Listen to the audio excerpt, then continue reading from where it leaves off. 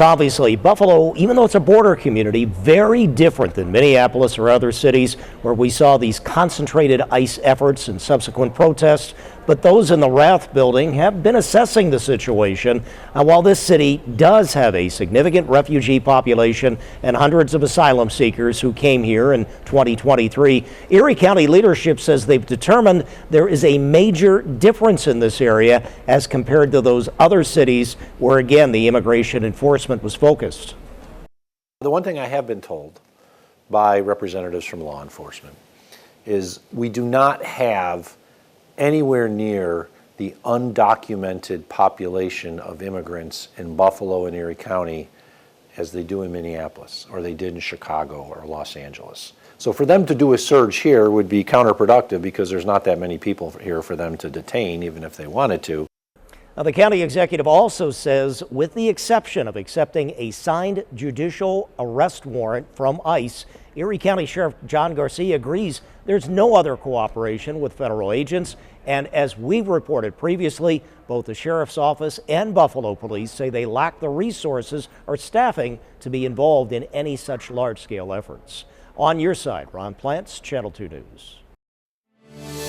Congresswoman Claudia Tenney visited Batavia on Tuesday and responded to questions about the actions of ICE agents in Minneapolis. She defends the role of federal agents in Minnesota. It's a tragedy. Nobody should lose their life, and they should not be confronting law enforcement. They should be respectful. During her visit to Genesee County, Tenney described the actions of federal agents as urgent and said she believes protesters don't always have complete information before taking to the streets. I think people should be, really think twice about going out and trying to protest and interfere in these dangerous operations. Civil rights groups and some elected officials in Minnesota have questioned the use of force by federal agents and are calling for independent investigations into what happened. Tenney compared the operations to other law enforcement actions, saying federal agents are doing their job. This is like chasing down a police officer who's trying to catch a bank robber. When asked, Tenney said she agrees more information should be released,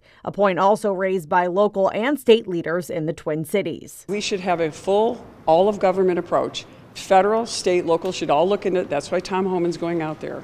On your side in Batavia, Chelsea Swift, Channel 2 News. We're out on the roads again in the city of Buffalo. We're actually driving down Norwood Avenue right now. I'm going to actually turn this around so you can see some of the road conditions. I mean, you can see those snow-covered roads. It is slick, and it will continue to be that way in some areas throughout the night. But I want to give you a look at this. This that you should be looking at now is the city's snowplow map. We learned from DPW Commissioner Nolan Skipper this snowplow map is on a 1-hour lag, but he says he is working with contractors to make sure that map gets updated accurately. You'll notice there's more green on this map today. That means streets have been serviced within the last 6 hours. And as you can see, there is still some red showing up on that map. When I last checked, it looked like most of those side streets were in red, but nevertheless, you can still see that green and that red and some other colors in that map too. I want to show you this video now. This is from earlier this afternoon. So Skipper also says he felt good about the planning heading into this storm. He also acknowledged there are still lessons to learn here and says the city will work to improve its response. He did acknowledge some people may not have gotten the message about the alternate parking in the city of Buffalo, but says as of the top of the hour, so that's 6 o'clock hour right now, those rules are now in effect, which should help crews finish the job. On my drive around this morning, I saw plenty of streets where the message was received or neighbors talked to each other and had that communication. There was a handful, to your point, where either a message wasn't received or people weren't sure. We've tried to put some smaller pieces of equipment in those neighborhoods just to get us through the day. Skipper says the focus has been on keeping main roads clear first, with private contractors brought in to handle those residential streets. City leaders say safety remains their top priority. Now we want to take you back out live, give you another look at the roads out here in the city of Buffalo. Now Skipper also says the goal is to pass through the rest of these streets by the end of the night. Live and on your side in the city of Buffalo in the Storm Tracker, Courtney Courtwright, Channel 2 News.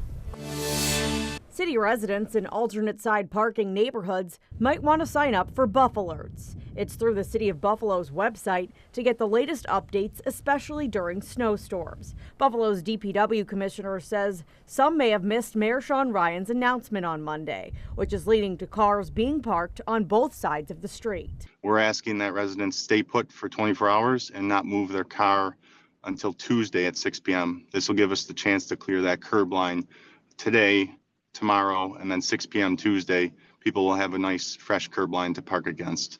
Skipper says the community can also use an online tracker that shows the snow plowing status across the city of Buffalo. We track the residential runs. We have 64 different plowing districts, plowing runs in our city. We're tracking that as we go, and those 150 plus pieces of equipment were being tracked from the get-go yesterday at 2 p.m. and continuing on through the night tonight. Skipper says Buffalo is in need of new equipment to plow more effectively, but it's expensive technology. He says one new plow was recently quoted at upwards of $200,000. Some of these blades are even, $10,000, $20,000, $30,000 for some of the newer technology as well. So you're right, you can't just overnight go and spend millions of dollars and buy a bunch of new plows, but we're actually pushing to hopefully get 6 new plows going into next season. It was part of the capital budget this go around, and we're really pushing to kind of continue to beef up that fleet and keep our best foot forward here. As for the release of the Internal Affairs report, The law department has all the files. There's thousands and thousands of pages of it. So we're going through it now, but we plan on getting that out to the public as soon as the review is done. and sources tell Two on Your Side that it could be released by the end of February. One of the reasons why it's taking so long. We can't release identifiable information to people who weren't involved. So you have to go through every page to see if they, note a complainant's, somebody whose car was hit, their name and their address. That's got to be crossed out as a matter of state law. And the mayor once again alludes to the nature of which the investigation was conducted. It would have been my druthers to have the Granville situation settled after January 1st, so I could have been part of that. And I wish it had not been, settled hours before I took office. It definitely leads the public with the impression that this was pushed forward, under cover of darkness. That's the second time Mayor Ryan has made a statement like that, the first time being on Inauguration Day. At the time, former acting Mayor Chris Scanlon did not respond to the notion that he may have interfered with the investigation or closed it early for political reasons. This time, he is responding.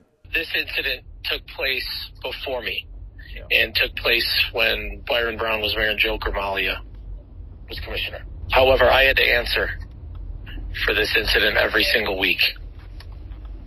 And one thing I stated repeatedly was that investigation would be done in a professional manner by Internal Affairs as quickly as possible. Internal Affairs could not complete their investigation until the Niagara County District Attorney wrapped up his. Once that happened, the IA investigation moved forward, and by mid-December, disciplinary action was presented to then-acting Mayor Scanlon. I told them they could proceed. According to Scanlon, that led to a collectively bargained process that included a hearing for the 5 officers involved, a chance for them to appeal, and ultimately the discipline was decided on December 30th. I would have preferred it to be done sooner. I said all along to you and others that I spoke to the media, the sooner we can put this to bed, the better. And Scanlon says that as mayor, he might have been able to lobby for a different disciplinary action against the officers, one of which, Lucia Esquilin, was demoted from lieutenant to detective sergeant. I think I probably could have. I think you could, but like I said, I do not insert myself and would not insert myself. And says he simply accepted the actions brought forth by then-Commissioner Alfonso Wright on December 30th. Commissioner Al Wright, his deputy commissioners, handled that investigation once it was finalized in Internal Affairs, handed over to them, and decided upon a discipline, which I was more than okay with. This was the meeting in council chambers. Passed the agility for the second time in March 19th of 2024. Passed a fingerprint and a polygraph for the second time also. He did not move ahead at the discretion of the City of Buffalo's Human Resources Commissioner for a few reasons, but there was nothing criminal. Two on Your Side decided to file a Freedom of Information request to get a breakdown of who took the last exam. Here are the results.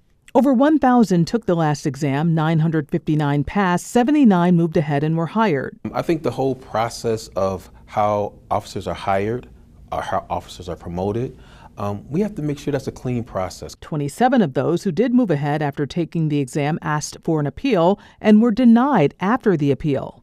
Looking at these numbers, will you use this as maybe your boilerplate Absolutely. to say what's going on? Because when you look at those numbers, you start asking questions. Here's the gender and racial background. 48 white males processed, 27 hired. 12 white females processed, 9 hired. 52 black males processed, 20 hired. 19 black females processed, 6 hired. 14 Hispanic males processed, 8 hired. 5 Hispanic females processed, 3 hired. Honestly, I would like to see even some more numbers to kind of see where we are as the number of officers in our city, their racial makeup, and other pieces, what communities they're from. The mishandling of sexual misconduct allegations against Father Robert Yetter is one of the things that brought down former Bishop Richard Malone, leading to Malone's resignation in 2019. The evil that comes from it is horrible. Joe Sircone was silently watching that scandal. He says Yetter sexually abused him in 2015, when he was just 13 years old, during the sacrament of confession at St. Mary's of Swarmville Catholic Church. As soon as he would hear my voice, he would say, "Oh, Joe." And then he would make me move from that wall to sitting in front of him. When he starts moving his hand up my leg and, and kissing me, it's a lot. It's a lot. It's hard for the 23-year-old to talk about it even now, 10 years later. But Sircone and his family came forward in U.S. bankruptcy court this week to say how Yetter, who died in 2021, used a soundproof confessional the priest helped design to carry out his abuse. I never dropped my child off to be alone with Yetter, and it still happened to my child. And I was standing outside of the confessional 20 to 30 feet away with my other minor children, and he still did it. If someone like Yetter could abuse their son, the Sircones say the diocese's child protection protocols can be defeated by predators. We just never thought it would happen. There are supposed guardrails in place, and they're not good enough. And he said, "Mom, I was taught that he was Jesus. He was God. And if God said I was a bad boy and had to take my penance, that's what I did." That's why these kids don't say anything. They don't understand the depth of the evil. As a result of the abuse, Sircone suffered from depression and at one point attempted suicide. But with the help of his family, he spoke in court this week, part of a long journey toward healing. It's not just me. I'm not the only one in this boat. I know there's people still in this boat that haven't said anything. I encourage those people to say something because it is a weight lifted off your shoulders. The trauma has caused this family to switch religions. They are now Lutheran, but have a message for parents at St. Mary's about pushing the diocese to keep children safe. I want them to turn and look at that confessional and say to themselves and their children, that room is where a felony was committed against children and we helped build it. And then I want you to sit and ask yourself, what would Jesus do? On Tuesday, the Finance Committee talked about the proposed contract to operate Erie Basin Marina. The contract would cover both the marina and the 2 restaurant spaces there. On the restaurant side, it's Jay Davidson, who does Liberty Hound and the Terrace Restaurant in Delaware Park. So he has a long track record of keeping restaurants open and thriving in city facilities. The company Marina Management Group, LLC, chosen through the request for qualifications or RFQ process, includes the groundskeeper who worked for Smith Boys and the operator of Liberty Hound and the Terrace, both of which are owned by the city and leased by the operator. The new contract would have safeguards to make sure the city receives the proper revenue. So if you're making and generating revenue off of a city facility, we shouldn't wait for an annual audit. We need to biannually know what you're bringing in and making sure that we're collecting the appropriate amount of revenue and or rent, or we then say reinvest that into your business because it's not overall going to help us in our general operating budget. Councilmember Nowakowski says the ultimate goal is to make the Erie Basin Marina even more of a community space that connects to the parks that surround it. Where that section of the waterfront is to me more of the urban core waterfront, because if you really cross, the Skyway, you're in downtown Buffalo. And all of those areas are interconnected. When you're looking at all the work that's getting done at Centennial Park, Ralph Wilson, you have Canal Side, you have the Outer Harbor. They all align geographically our waterfront. And, we live in this kind of perception of the world where if somebody gets a slice of pie, then you're not eating too. And we have to do both. We all have to be able to be successful and get enough so that we can have synergy around there. Daniel Pizarro and William Macy are both familiar names in the Buffalo Fire and Police Departments, and today they face questions as they enter a new role leading the departments they've known for a while. Prior to this role, I was battalion chief in the 7th Battalion, which is North Buffalo. Prior to that, I was the chief of training. Prior to that, I moved up from fireman through the rank of captain. Speaking before the Buffalo Common Council, Commissioner Daniel Pizarro said he plans to lead the Buffalo Fire Department using 4 pillars: safety and readiness, professional services, strengthening leadership, and finally, I'm committed to modernization and transparency and working with this honorable body. He was peppered with comments from council members concerned about finances, equipment, and an expired firefighter contract. I really don't have a lot of problems with the fire department. I think they do a heck of a job. Overtime is a big issue. I didn't hear you say anything about that fiscal side of it. We have an older, aging fleet, and then also our fire buildings. I'm hopeful that we're skilled enough, have the right people to negotiate contracts that perhaps give some management rights that we've lost over the years. Buffalo Police Commissioner William Craig Macy, an Army veteran, also with years of department experience, being involved in the neighborhood engagement team as a supervisor, working in special investigations as a lieutenant. addressed early changes to policy and training. Pretty much totally revamped in how we're doing that and being able to roll out a more effective training program. Macy faced similar, albeit more critical comments at times about the challenges facing Buffalo police, including overtime and accountability. Revamped Buffalo Police camera system, is that still moving forward? Regarding police discipline, we have spent millions and millions of dollars as it relates to lawsuits. I'm confident that this administration is going to take the proper steps to prevent incidents like that have occurred from reoccurring. The council also discussing police oversight meetings that they hope to have quarterly under this new administration and leadership. They haven't set a time and date for those. We'll keep you posted. Plenty more appointees to be heard from at the council caucus meeting. Those are rescheduled after today's meeting and for several hours. Reporting on your side at City Hall, Rob Hackford, Channel 2 News.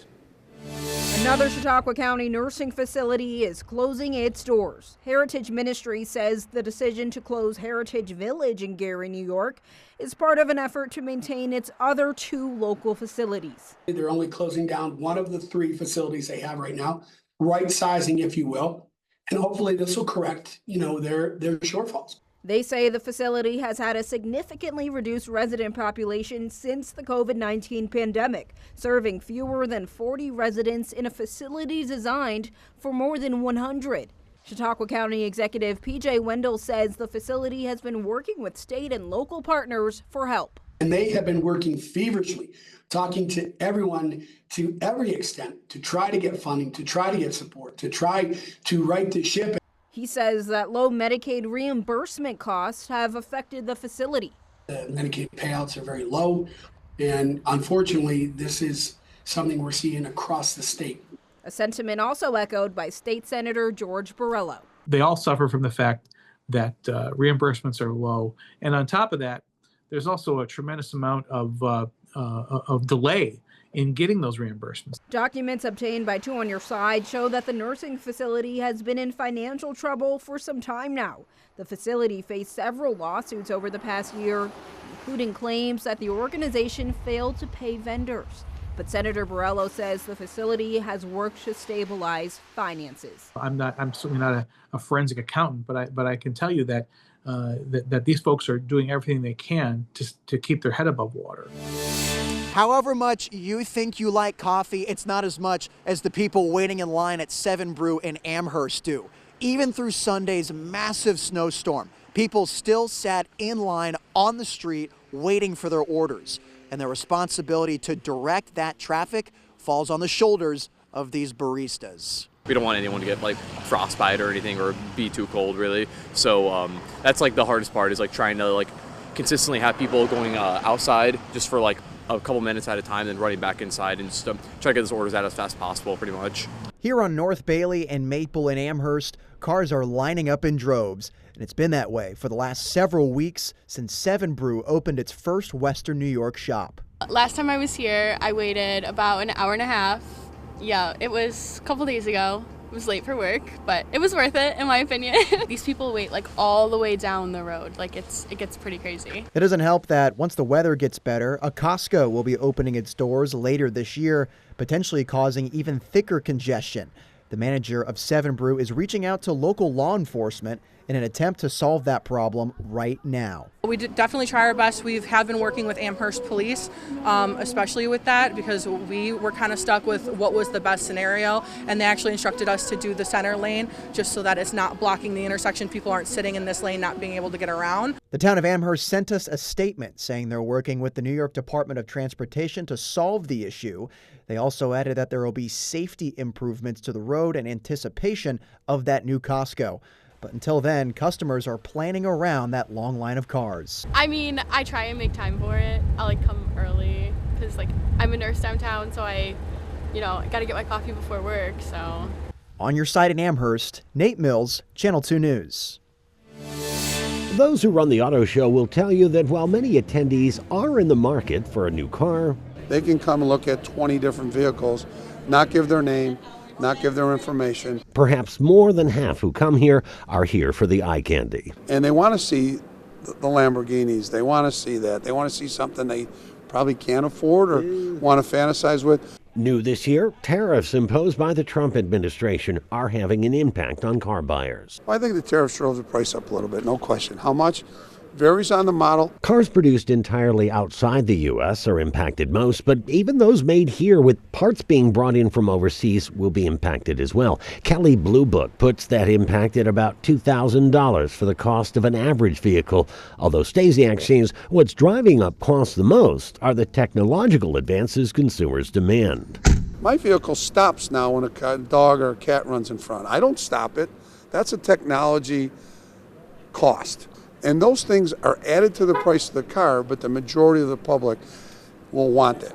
Under the One Big Beautiful Bill, there's also a new deduction for interest paid on loans for new made-in-America vehicles. Now you got some tax breaks for financing a car that they didn't have before. And there's a whole batch of questions regarding electric vehicles after Congress allowed the $7,500 tax credit on the purchase of one to expire last September. The first thing they sold you on were government incentives. If those don't exist anymore, what does that mean for sales of things like this? It hurt initially. But Stasiak says it was not a knockout blow. The price points have come down substantially. Even without the being paid to buy them? Yeah, the price points have come down. Okay. Like anything else. The longer the car's been in production, the less it costs to produce.